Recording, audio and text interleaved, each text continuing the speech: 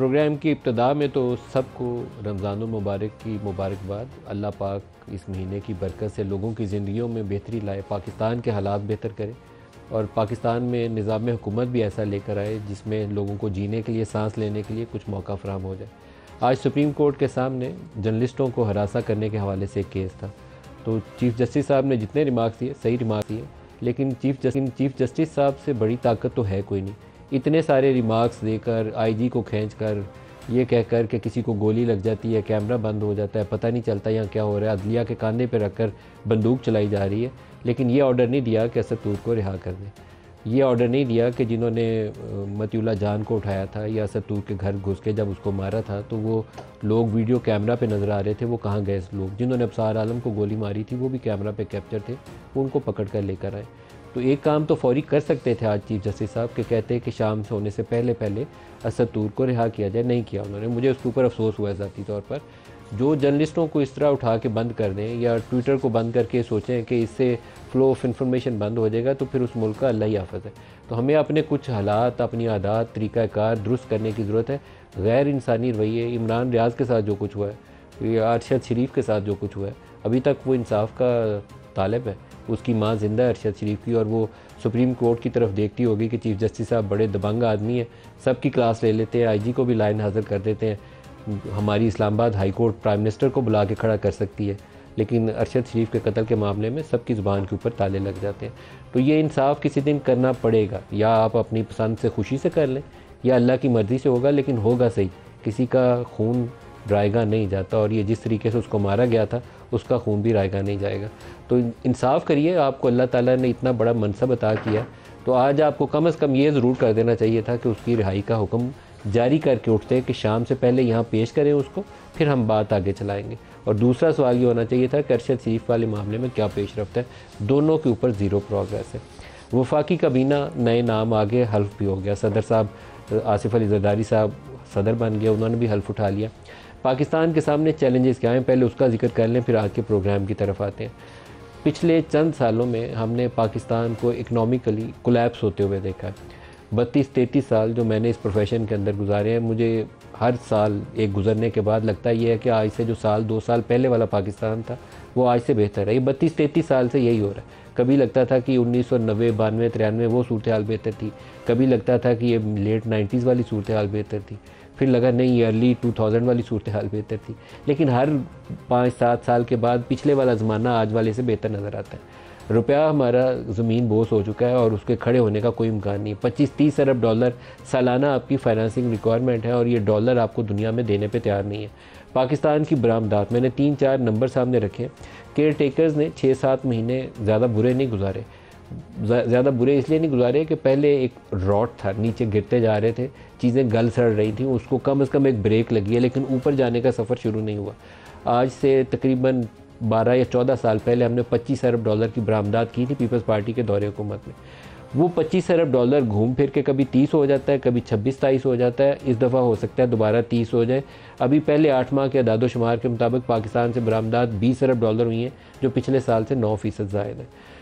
पाकिस्तान में जो रिमिटेंसेस आती हैं वो 30-31 अरब डॉलर पीक टच की थी हमने। इस साल 8 माह में 18 अरब डॉलर है। ये भी हो सकता है 27-28 अरब डॉलर या 30 अरब डॉलर के करीब 30 जून तक पहुंच जाए। जो करंट अकाउंट डेफिसिट है पहले 8 माह में 1 अरब डॉलर से ज़रा ज़ायद है। ये हमें ज़्यादा कभी होने नहीं देना चाहिए। 2 अदवार गुजरे, नून लीग का आखिरी साल जिसमें 19 बिलियन डॉलर था, और पाकिस्तान तहरीके इंसाफ की हुकूमत जब ख़त्म हुई अदम एतमाद से पहले, उस साल का भी 17 अरब डॉलर है। वो फाइनेंसिंग गैप हमसे पूरा ही नहीं होता। 20 अरब डॉलर कहाँ से लाएं, ना आता है तो ना वो पूरा होता है। उसी का खमियाजा आज तक हम भुगत रहे हैं। इन्फ्लेशन जो लेटेस्ट नंबर्स हैं वो 23% है। पहले 32-33% काफ़ी महीने रहा है, अभी 23% के ऊपर है। तो ये ओवरऑल सिनारियो है जिसमें काबीना हल्फ उठाने जा रही है। मोहम्मद औरंगज़ेब साहब मोस्ट लाइकली नए पाकिस्तान के फाइनेंस मिनिस्टर होंगे। डार साहब जाएंगे वजारत ख़ारजा में, और एक कलेक्टिव अरेंजमेंट इनको करना पड़ेगा। जिस तरीके से पहले 2 दफ़ा आर्मी चीफ़, पहले जनरल बाजवा और फिर ये मौजूदा आर्मी चीफ़ है आसिम मुनीर, ये जाके अरबों से, चाइना से, कतर से, यूएई से पाकिस्तान के लिए पैसे मांग कर लाए थे। आर्मी चीफ़ का काम नहीं है, लेकिन पाकिस्तान की हुकूमत को वो कोई पैसे देने पे तैयार नहीं था। IMF का प्रोग्राम थ्रू नहीं था हो रहा, तो 2 दफ़ा जो बहाल हुआ उसके अंदर पहले जनरल बाजवा ने कॉल की और दूसरी दफ़ा जनरल आसिम मुनीर ने की, तो फिर प्रोग्राम बहाल हुआ। पाकिस्तान को क्या हम ऐसे आगे चला सकते हैं? दोबारा इस आर्मी चीफ को जाना पड़ेगा, सऊदी अरब भी जाना पड़ेगा, यूएई और कतर भी जाना पड़ेगा और चाइना भी जाना पड़ेगा, ताकि 10-12 अरब डॉलर, 14 अरब डॉलर या हमें नए कर्ज़ों की शक्ल में, या उधार के तेल की शक्ल में, या जो कुछ कर्ज़े पहले हमने लिए हुए हैं उनके रोल ओवर की शक्ल में स्पेस मिल जाए, आईएमएफ ऑन बोर्ड आए और फिर हमें बाकी मुल्कों से कर्ज़ा मिल जाए, और जिसके नतीजे में पाकिस्तान का साल पार हो जाए। ये पाकिस्तान है जिसके साथ ये हुकूमत अपना आगाज़ करने जा रही है। और गवर्नमेंट कैसी है? एक माइनॉरिटी गवर्नमेंट, जिसके पास अपनी इतनी अक्सरियत भी नहीं है कि कोई एक बिल पास कर ले, उसका इत्तेहादी उसके साथ काबीना में शामिल नहीं है। सदर साहब हैं लेकिन काबीना में हिस्सेदार नहीं है, तो उनको हर दफ़ा एक बिल पास कराने के लिए, छोटी मोशन पास कराने के लिए पहले जाएंगे ऐवान सदर और जाके जरदारी साहब के पाँव को, गोडों को हाथ लगाएंगे, फिर उनकी जमात उनको सपोर्ट किया करेगी। जब तक ये हुकूमत चलेगी ऐसे ही चलेगी, इसके अलावा कोई तरीक़ाकार नहीं है। और एक टर्म यूज़ की थी पाकिस्तान तहरीक इंसाफ के लिए उस वक्त की अपोजिशन पार्टीज़ ने, जिसे वो कहते थे ये हाइब्रिड रजीम है, कि सामने तो इमरान है, पीछे से फ़ौज चलाती है। फिर पीडीएम की हुकूमत बन गई तो वो हाइब्रिड प्लस हो गया, क्योंकि सारा कुछ बोझ जो था फ़ौज के ऊपर चला गया था।